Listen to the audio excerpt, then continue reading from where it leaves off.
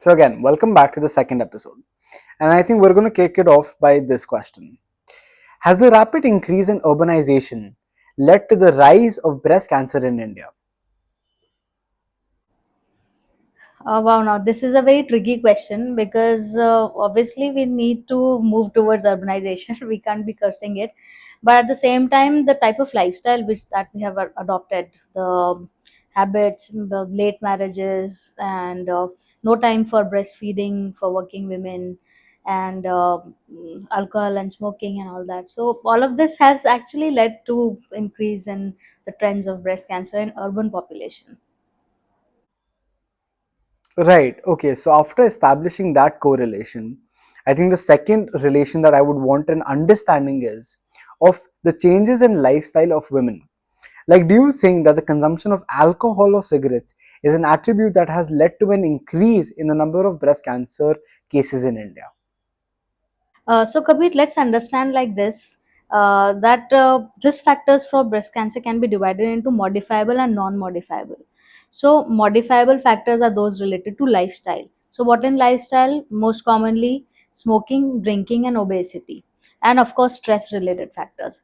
So, smoking and drinking have been associated under many scientific researches to increase the risk of developing breast cancer, and you would be surprised to know that smoking with drinking has a supra additive effect. So you think 1 plus 1 should be 2, but when you are smoking while you're drinking, it has a supra additive, so it will not be 2, it will be 4 maybe.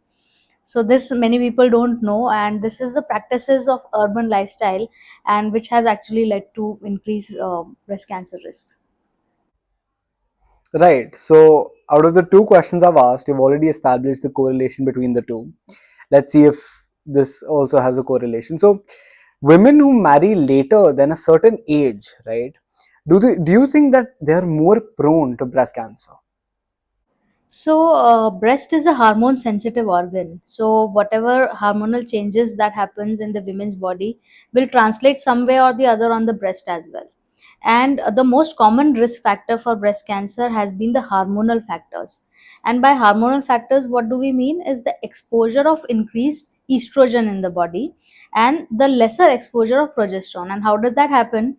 Estrogen and progesterone, these are the two main hormones in female's body, and estrogen exposure increases with early menarche, late menopause, and the exposure of progesterone increases with pregnancy and lactation.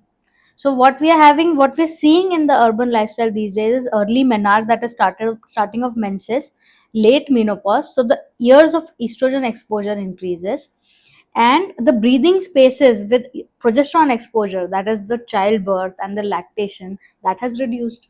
So overall, we are facing this problem. I think students who have biology would really love this question. So, do you think that genetics or family history of breast cancer can play a role in increasing the risk of breast cancer? So only 15 to 20% of our breast cancer patients are genetic or hereditary or familial, as we say, or because of family history. Rest 85% are because of the environmental factors, that is the lifestyle factors we were talking about.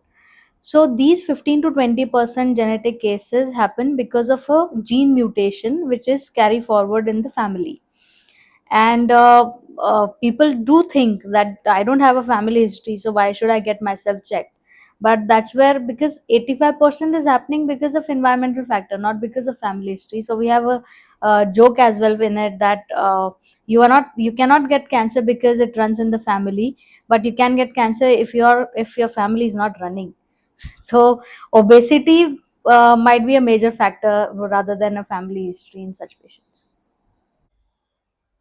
Okay, right. So, are post-menopausal women at a greater risk of breast cancer as compared to premenopausal women? So rate of cancer does not change postmenopausal hai या premenopausal hai, but the treatment actually greatly changes because hormonal exposure premenopausal में होता है and postmenopausal में hormones नहीं होता है. So the type of therapies we offer, that changes. I think this is one of those questions where I think no one would ever know that this even exists. But Do men get breast cancer also?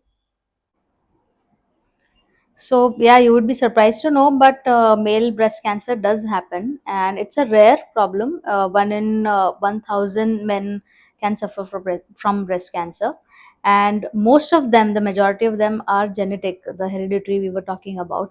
So male breast cancer, there's a high propensity of them being because of genetic causes, and the treatment actually remains the same for both of them. Maybe a surgery, a chemotherapy, or hormonal, whatever, radiation therapy. They are almost the same, but they yeah, it does happen.